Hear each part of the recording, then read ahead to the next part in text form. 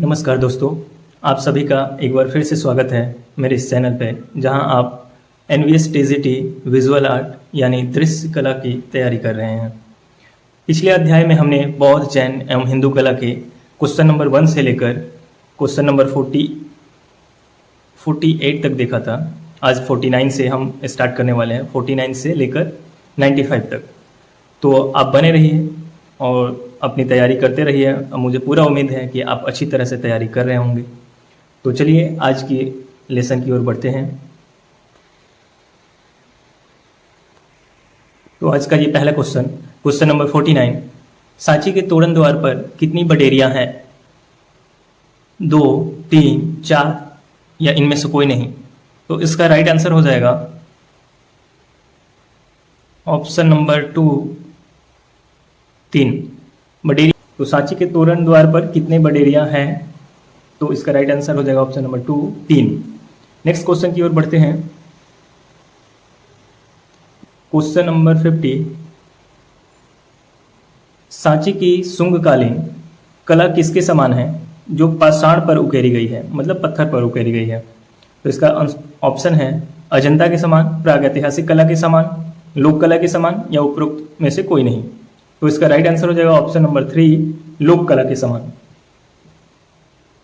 सांची की शुंगकालीन कला किसके समान है जो पाषाण पर उकेरी गई है? तो ये लोक कला के समान है। नेक्स्ट क्वेश्चन है क्वेश्चन नंबर 51, भगवान बुद्ध के महाभिनिष्क्रमण का दृश्य सांची के कौन से तोरण द्वार पर अंकित है? उत्तर दिशा, दक्षिण दिशा, पूर्व दिशा या पश्चिम दिशा? तो इसका राइट आंसर हो जाएगा ऑप्शन नंबर 3, पूर्व दिशा। इस महाभिनिष्क्रमण का अर्थ कुछ लोग जो पढ़े होंगे उनको पता होगा, जिनको पता नहीं है उनके लिए मैं बताना चाहूंगा। महाभिनिष्क्रमण मतलब गृह त्याग, मतलब भगवान बुद्ध अपना गृह त्याग जो किए थे उसका जो चित्रण है वो सांची के तोरण द्वार पे किस दिशा वाले तोरण द्वार पे अंकित है? तो वही बताया जा रहा है, पूर्व दिशा के जो तोरण द्वार है उस पे ये अंकित है। भगवान बुद्ध के महाभिनिष्क्रमण का दृश्य सांची के कौन से तोरण द्वार पे अंकित है? तो पूर्व दिशा। नेक्स्ट क्वेश्चन है क्वेश्चन नंबर 52, श्रीदेवी का अंकन सांची के कौन से तोरण द्वार पर है? ऑप्शन है पूर्व दिशा, पश्चिम दिशा, उत्तर दिशा और दक्षिण दिशा। तो इसका भी राइट आंसर हो जाएगा ऑप्शन नंबर 1, पूर्व दिशा। ये भी पूर्व दिशा के तोरण द्वार पे ही है। श्रीदेवी का भी अंकन पूर्व दिशा के तोरण द्वार पे है। तो इसको भी याद रखिएगा ध्यान से। ये दो चीजें हमें महाभिनिष्क्रमण और ये श्रीदेवी का अंकन, ये दोनों पूर्व दिशा के तोरण द्वार पे मिले हैं। तो श्रीदेवी का अंकन सांची के कौन से तोरण द्वार पे है? तो पूर्व दिशा के तोरण द्वार पे। नेक्स्ट क्वेश्चन है क्वेश्चन नंबर 53, सांची के तोरण द्वार पे अंकित श्रीदेवी किस पर खड़ी है? गोल चौकी पर, चौकोर चौकी पर, कमल पुष्प पर या इनमें से कोई नहीं? तो राइट आंसर हो जाएगा ऑप्शन नंबर 3, कमल पुष्प पर। सांची के तोरण द्वार पे अंकित श्रीदेवी किस पर खड़ी है? तो कमल पुष्प पर। क्वेश्चन नंबर 54, अस्थियों के लिए युद्ध व महाकवि जातक सांची के कौन से तोरण द्वार पर अंकित है? तो पूर्व दिशा, पश्चिम दिशा, दक्षिण दिशा और उत्तर दिशा। तो इसका राइट आंसर हो जाएगा ऑप्शन नंबर 2, पश्चिम दिशा। अस्थियों के लिए युद्ध व महाकवि जातक सांची के कौन से तोरण द्वार पर अंकित है? तो पश्चिम दिशा के तोरण द्वार पर अंकित है। नेक्स्ट क्वेश्चन नंबर 55, 7 बुद्धों की तपश्चर्या का अंकन सांची के कौन से तोरण द्वार पर है? तो इसका ऑप्शन है पूर्व दिशा, पश्चिम दिशा, दक्षिण दिशा व उत्तर दिशा। तो इसका राइट आंसर हो जाएगा ऑप्शन नंबर 1, पूर्व दिशा। 7 बुद्धों की तपश्चर्या का अंकन सांची के कौन से तोरण द्वार पे है? तो पूर्व दिशा। नेक्स्ट क्वेश्चन है क्वेश्चन नंबर 56, भारत के स्तूप के तल का व्यास कितना है? 58 फीट, 68 फीट, 78 फीट या 88 फीट? इसका राइट आंसर हो जाएगा ऑप्शन नंबर 2, 68 फीट यानी 68 फीट। भारत के स्तूप के तल का व्यास 68 फीट है। तल यानी पेडेस्टल का, जो पेडेस्टल होता है उसी को पूछ रहा है। क्वेश्चन नंबर 57, भारत के स्तूप के चारों ओर पत्थर की बाड़ की ऊंचाई कितनी है? Option first 6 feet 5 inch, option second 7 feet 1 inch, option third 8 feet 3 inch, option 4 7 feet 9 inch. तो इसका राइट आंसर हो जाएगा ऑप्शन नंबर 2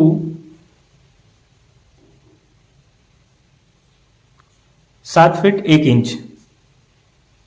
भारहूत के स्तूप के चारों ओर पत्थर की बाड़ की ऊंचाई 7 फीट 1 इंच है, 7 feet 1 inch. Next question, question number 58। माया देवी का स्वप्न व जेतवन दान किस स्तूप के उत्कृष्ट अर्धचित्र है? ऑप्शन है सांची के, भारहूत के, मथुरा या कौशाम्बी। तो इसका राइट आंसर हो जाएगा ऑप्शन नंबर 2, भारहूत के। माया देवी के स्वप्न व जेतवन दान किस स्तूप के उत्कृष्ट अर्धचित्र हैं? तो ये भारहूत स्तूप के हैं। Question number 59। उभरी हुई सूर्य और इंद्र की उनके दल बल सहित विशाल मूर्तियां कहां बनी हैं? विदिशा में, भाजा में, पीथलखोरा में या इनमें से कोई नहीं। तो इसका राइट आंसर हो जाएगा ऑप्शन नंबर 2, भाजा में। उभरी हुई सूर्य और इंद्र की उनके दल बल सहित मूर्तियां कहां बनी हैं? तो भाजा में। Question number 60। उड़ीसा के उदयगिरी और खंडगिरी में किसकी गुफाएं हैं? जैन गुफाएं, बौद्ध गुफाएं, वैष्णव गुफाएं या इनमें से कोई नहीं। तो राइट आंसर हो जाएगा ऑप्शन नंबर 1, जैन गुफाएं। उड़ीसा के उदयगिरी और खंडगिरी में किसकी गुफाएं हैं? तो जैन गुफाएं हैं। Next question, question number 61। रानी नूर गुफा कितनी मंजिला है? 1 मंजिला, 2 मंजिला, 3 मंजिला या उपरोक्त में से कोई नहीं। तो इसका राइट आंसर हो जाएगा ऑप्शन नंबर 2, 2 मंजिला। रानी नूर गुफा कितनी मंजिला है? तो 2 मंजिला है। Next question, question number 62। Kaushambi से प्राप्त टिकड़ा कहां संग्रहित है?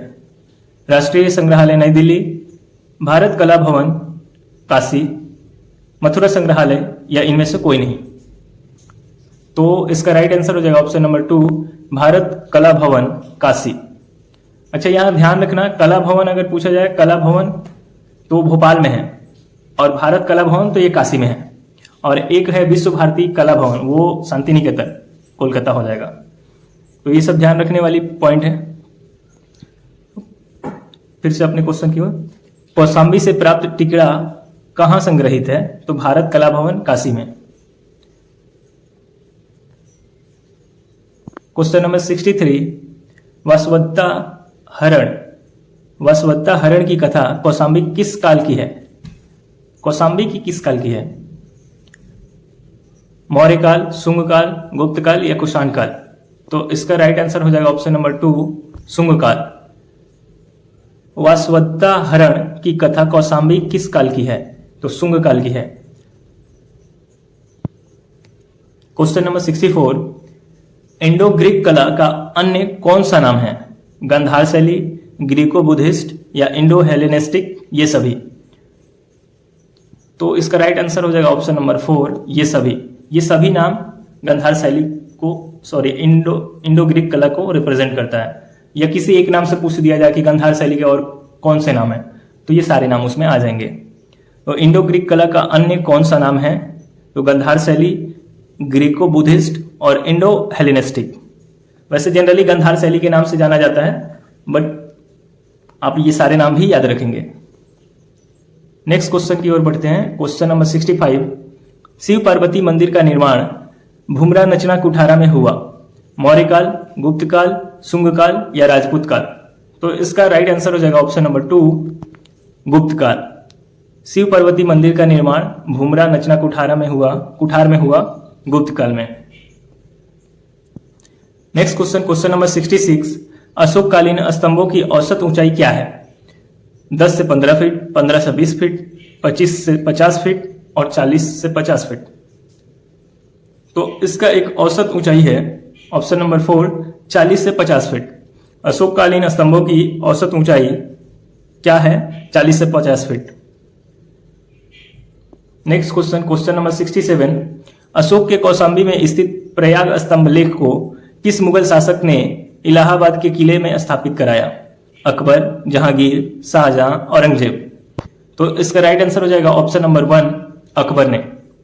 अशोक के कौशाम्बी में स्थित प्रयाग स्तंभ लेख को किस मुगल शासक ने इलाहाबाद के किले में स्थापित कराया? तो अकबर ने कराया। Question number 68। रूमिनदेई स्तंभ किसके शासन काल का है? चंद्रगुप्त, समुद्रगुप्त, अशोक और कनिष्क। तो इसका राइट आंसर हो जाएगा ऑप्शन नंबर 3 अशोक। रूमिनदेई स्तंभ किसके शासनकाल का है? तो यह अशोक के शासनकाल का है। क्वेश्चन नंबर 69, पेशावर स्तूप कनिष्क द्वारा निर्मित की ऊंचाई क्या है? 100 फीट, 200 फीट, 400 फीट या 600 फीट? तो इसका राइट आंसर हो जाएगा ऑप्शन नंबर 3 400 फीट। पेशावर स्तूप कनिष्क द्वारा निर्मित की ऊंचाई 400 फीट है। Next question, question number 70, Takshashila जो गांधार की राजधानी है का महत्व क्यों बढ़ा? व्यापार या युद्ध के कारण या शैक्षणिक या इनमें से कोई नहीं? तो इसका राइट आंसर हो जाएगा ऑप्शन नंबर 3 शैक्षणिक, यानी शिक्षा के लिए। यहां तक्षशिला में, तक्षशिला विश्वविद्यालय, नालंदा विश्वविद्यालय जिसको बोलते हैं, तो उसके कारण से यहां का महत्व बढ़ा। तो फिर से क्वेश्चन देखते हैं, तक्षशिला जो गांधार की राजधानी है का महत्व क्यों बढ़ा? तो शैक्षणिक के कारण, शिक्षा के स्कूल के कारण। क्वेश्चन नंबर 71, सर्वप्रथम पाषाण ग्रह कला का विकास किस राजवंश के अंतर्गत हुआ? हर्यक, कुषाण, मौर्य या सातवाहन? तो इसका राइट आंसर है ऑप्शन नंबर 3 मौर्य। सर्वप्रथम पाषाण ग्रह कला का विकास किस राजवंश के अंतर्गत हुआ? तो मौर्य राजवंश के।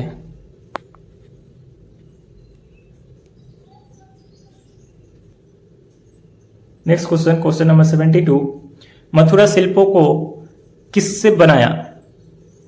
चुनार के लाल पत्थर, रेतीले पत्थर, संगमरमर या पीले पत्थर? तो इसका राइट आंसर हो जाएगा ऑप्शन नंबर 2 रेतीले पत्थर, जिसको बलुआ पत्थर भी बोलते हैं। मथुरा शिल्पों को किससे बनाया? तो रेतीले पत्थर यानी बलुआ पत्थर से। क्वेश्चन नंबर 73, शुंग साम्राज्य के पतन का कारण बने हैं मौर्यवंशी, शकवंशी, गुप्तवंशी या इनमें से कोई नहीं? तो इसका राइट आंसर हो जाएगा ऑप्शन नंबर 2 शकवंशी। शुंग साम्राज्य के पतन का कारण शकवंशी बने हैं। Next question, question number 74, Kushan किस धर्म का अनुयायी था? बौद्ध धर्म, जैन धर्म, वैष्णव धर्म या मुस्लिम धर्म? तो इसका राइट आंसर हो जाएगा ऑप्शन नंबर 1 बौद्ध धर्म। कुषाण यानी जो राजा थे कुषाण किस धर्म का अनुयायी था? तो बौद्ध धर्म। नेक्स्ट क्वेश्चन नंबर 75, कुषाण का पुत्र भीमक किसका अनुयायी था? बौद्ध मत, जैन मत, शैव मत या इनमें से कोई नहीं? तो इसका राइट आंसर हो जाएगा ऑप्शन नंबर 3 शैव मत। कुषाण का पुत्र भीमक शैव मत का अनुयायी था। नेक्स्ट क्वेश्चन है क्वेश्चन नंबर 76, गांधार और मथुरा किस काल की मूर्ति कला के प्रमुख केंद्र थे? मौर्य काल, कुषाण काल, गुप्त काल या शुंग काल? तो ये बहुत इजी क्वेश्चन है, इसको तो सब कोई जानता होगा मुझे जहां तक उम्मीद है। तो इसका राइट आंसर हो जाएगा ऑप्शन नंबर 2 कुषाण काल। गांधार और मथुरा किस काल की मूर्ति कला के प्रमुख केंद्र थे? तो कुषाण काल के। Next question, question number 77, Sanchi, Bharhut व अमरावती के विषय किस शैली से मिलते जुलते हैं? नागार्जुन कोंडा शैली, मथुरा शैली, गांधार शैली या इनमें से कोई नहीं? तो इसका राइट आंसर हो जाएगा ऑप्शन नंबर 3 गांधार शैली। सांची, भारहूत व अमरावती के विषय किस शैली से मिलते जुलते हैं? तो गांधार शैली से मिलते जुलते हैं। Next question, question number 78, when सांग कौन थे? चीनी पर्यटक, यूनानी पर्यटक, श्रीलंका पर्यटक या इनमें से कोई नहीं? तो इसका राइट आंसर हो जाएगा ऑप्शन नंबर 1 चीनी पर्यटक। हुएन सांग चीनी पर्यटक थे। क्वेश्चन नंबर 79, गांधार शिल्प का पत्थर कैसा था? पीला पत्थर, काला स्लेटी पत्थर, चुनार का लाल पत्थर या पीला चित्तदार पत्थर? तो इसका राइट आंसर हो जाएगा ऑप्शन नंबर 2 काला स्लेटी पत्थर। गांधार शिल्प का पत्थर कैसा था? तो काला स्लेटी पत्थर। यहां ध्यान रखने की बात यह है कि मथुरा में हम लाल बलुआ पत्थर देख रहे हैं, बट गांधार में वहीं आ रहे हैं तो वहां पे काला स्लेटी पत्थर मिल रहा है। तो ये दोनों पॉइंट को आप बहुत ध्यान से याद रखेंगे। Next question, question number 80, Gandhara को यूनानी बौद्ध कला नाम किसने दिया? हुएन सांग, चार्ल्स फावरी, मार्शल स्मिथ, इनमें से कोई नहीं? तो इसका राइट आंसर हो जाएगा ऑप्शन नंबर 2 चार्ल्स फावरी। गांधार को यूनानी बौद्ध कला नाम किसने दिया? तो चार्ल्स फावरी ने। Next question, question number 81, Gandhara शैली में भगवान बुद्ध अधिकांशतः किस रूप में आके गए हैं? अवलोकितेश्वर, योगी, मंजूश्री या ये सभी? तो इसका राइट आंसर हो जाएगा ऑप्शन नंबर 4, ये सभी। मतलब इन सभी रूपों में भगवान दिखे हैं। भगवान का जो चित्र बना है, जो मूर्ति बना है, वो इन सभी रूपों में है। अवलोकितेश्वर के रूप में भी है, योगी के रूप में भी है, मंजूश्री के रूप में भी है। गंधार शैली में भगवान बुद्ध अधिकांशतः किस रूप में आके गए हैं? तो मतलब दिखे हैं, तो अवलोकितेश्वर के रूप में भी, योगी के रूप में भी और मंजूश्री के रूप में भी, इन तीनों रूप में उनकी मूर्तियां हैं। नेक्स्ट क्वेश्चन नंबर 82, सिद्धार्थ का महाभिनिष्क्रमण का दृश्य गंधार शैली कहाँ सुरक्षित है? जो अभी हमने एक क्वेश्चन में पढ़ा था कि महाभिनिष्क्रमण, जिसमें मैंने उसका अर्थ बताया था, तो उसी से रिलेटेड ये दूसरा क्वेश्चन आया।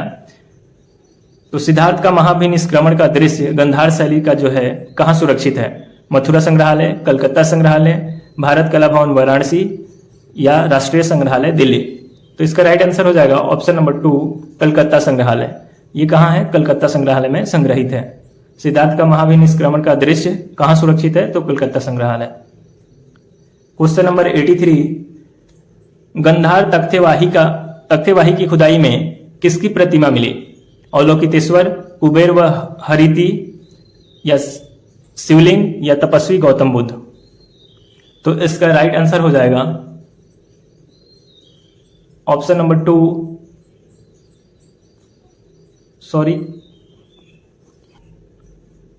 तो इसका राइट आंसर हो जाएगा ऑप्शन नंबर 2, कुबेर व हरिति। गंधार तख्तेवाही की खुदाई में किसकी प्रतिमा मिली है? तो कुबेर व हरिति की प्रतिमा मिली है। नेक्स्ट क्वेश्चन नंबर 84, तपस्वी गौतम बुद्ध की प्रतिमा कहाँ सुरक्षित है? कलकत्ता संग्रहालय, मद्रास संग्रहालय, पेशावर संग्रहालय या मथुरा संग्रहालय? तो इसका राइट आंसर हो जाएगा ऑप्शन नंबर 3, पेशावर संग्रहालय। तपस्वी गौतम बुद्ध की प्रतिमा कहाँ सुरक्षित है? पेशावर संग्रहालय में। नेक्स्ट क्वेश्चन है क्वेश्चन नंबर 85, विदेशियों द्वारा विजय का उत्सव मनाते शिल्प गंधार शैली का किस पत्थर में बना है? लाल पत्थर, पीला पत्थर, काला पत्थर या स्लेटी पत्थर? तो इसका राइट आंसर होगा ऑप्शन नंबर 4। यहां पे स्लेटी पत्थर लिखा है, बट ये पूरा होगा काला स्लेटी पत्थर, केवल स्लेटी नहीं, काला स्लेटी पत्थर। विदेशियों द्वारा विजय का उत्सव मनाते शिल्प गंधार शैली का किस पत्थर में बना है? तो काला स्लेटी पत्थर। अभी हमने पिछले क्वेश्चन में ही पढ़ा था कि गंधार शैली में कौन से पत्थर में चित्र बने हैं, तो काला स्लेटी पत्थर में। तो इसलिए ये ध्यान रखिएगा। क्वेश्चन नंबर 86, जैन, बौद्ध, वैष्णव आदि सभी धर्मों के शिल्प कौन सी शैली में मिले हैं? अमरावती, मथुरा, सांची या इनमें से कोई नहीं? तो इसका राइट आंसर हो जाएगा ऑप्शन नंबर 2, मथुरा में। जैन, बौद्ध, वैष्णव आदि सभी धर्मों के शिल्प कौन सी शैली में मिले हैं? तो ये मथुरा शैली में मिले हैं, तीनों धर्म के मतलब। क्वेश्चन नंबर 87, टेराकोटा के शिल्प कुषाण काल में कहां से प्राप्त हुई? गंधार, मथुरा, अहिछत्रा या इनमें से कोई नहीं? तो इसका राइट आंसर है ऑप्शन नंबर 3, अहिछत्रा। ये इंपॉर्टेंट क्वेश्चन है, इसको ध्यान से याद कीजिएगा। टेराकोटा के शिल्प कुषाण काल में कहां से प्राप्त हुए हैं? तो अहिछत्रा से। क्वेश्चन नंबर 88, अहिछत्रा में जैन धर्म से संबंधित शिल्प किसके हैं? ऑप्शन है यक्षिणियों के, 24 तीर्थंकरों के, भगवान बुद्ध के या इनमें से कोई नहीं? तो इसका राइट आंसर हो जाएगा ऑप्शन नंबर 2, 24 तीर्थंकरों के। अहिछत्रा में जैन धर्म से संबंधित शिल्प किसके हैं? तो 24 तीर्थंकरों के। नेक्स्ट क्वेश्चन है क्वेश्चन नंबर 89, मथुरा शैली के समस्त अर्धचित्र जो वेदिकाओं के स्तंभों पर आके गए हैं, रस प्रधान है या श्रृंगार प्रधान है या भक्ति प्रधान है या वीरता प्रधान है? तो ऑप्शन नंबर 2 राइट होगा, श्रृंगार प्रधान। मथुरा शैली के समस्त अर्धचित्र जो वेदिकाओं के स्तंभों पर आके गए हैं वो श्रृंगार प्रधान है। क्वेश्चन नंबर 90, मथुरा शैली में प्रभा मंडल अधिकांशतः कैसा बना है? छोटा अलंकरण युक्त, विशाल अलंकरण युक्त, सादा या इनमें से कोई नहीं? तो इसका राइट आंसर हो जाएगा ऑप्शन नंबर 3, सादा। यहां ध्यान ये दीजिएगा कि मथुरा शैली में ये जो प्रभा मंडल बोला जा रहा है, मतलब ये इसको सेकंड नाम वलय भी बोला जाता था। ये भगवान बुद्ध के पीछे मतलब सिर के पीछे में जो एक चक्र, गोल चक्र में बना रहता था, उसको ही बोला जाता है। ये प्रभा मंडल भी बोला जाता है या वलय बोला जाता है। तो ये मथुरा शैली में एकदम प्लेन था, उसमें कोई डिजाइन नहीं था।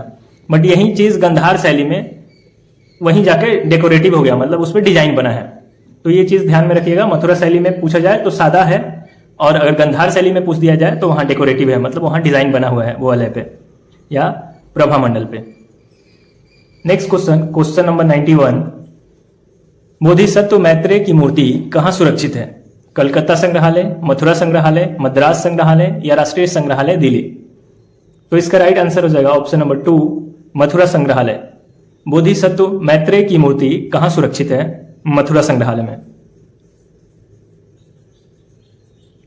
क्वेश्चन नंबर 92, सारनाथ संग्रहालय में बोधिसत्व शाक्य मुनि की प्रतिमा की ऊंचाई है 7.5 फीट, 8.5 फीट, 9.5 फीट या 10.5 फीट? तो इसका राइट आंसर हो जाएगा ऑप्शन नंबर 2, 8.5 फीट। सारनाथ संग्रहालय में बोधिसत्व शाक्य मुनि की प्रतिमा की ऊंचाई है 8.5 फीट। नेक्स्ट क्वेश्चन है क्वेश्चन नंबर 93, बोधिसत्व शाक्य मुनि की प्रतिमा किससे निर्मित है? बलुआ पत्थर, लाल पत्थर, संगमरमर या पीला पत्थर? तो इसका राइट आंसर हो जाएगा ऑप्शन नंबर 1, बलुआ पत्थर। दोस्तों आप इससे भी अंदाजा लगा सकते हैं कि कौन सा चीज बलुआ पत्थर में बना है तो किस जगह का है, और कौन सा चीज काला स्लेटी पत्थर में बना है तो वो कौन सी जगह का है। तो आप अगर बहुत बारीकी से सुनते हैं तो आपको ये समझ में आएगा और याद रहेगा।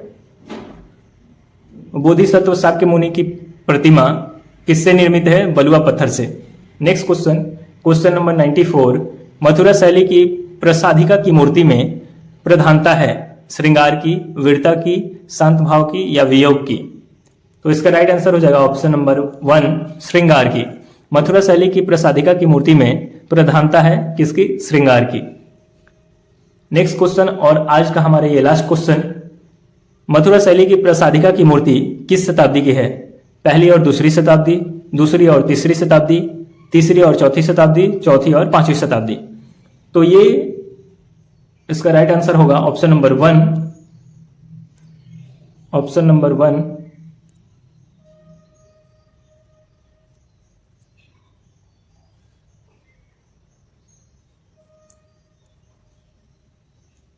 ऑप्शन नंबर 1 हो जाएगा इसकी पहली और दूसरी शताब्दी। मथुरा शैली की प्रसादिका की मूर्ति किस शताब्दी की है? पहली और दूसरी शताब्दी की।